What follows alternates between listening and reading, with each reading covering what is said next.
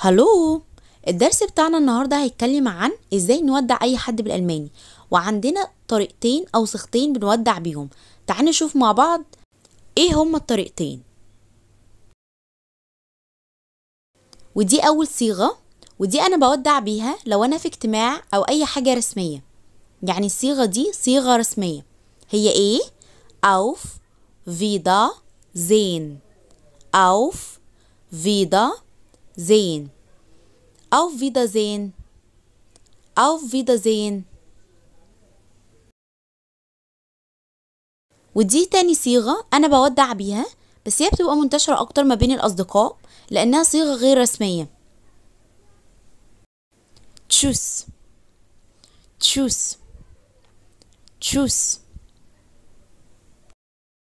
وبكده نكون خلصنا معلومة النهاردة. يا رب تكونوا استفدتوا.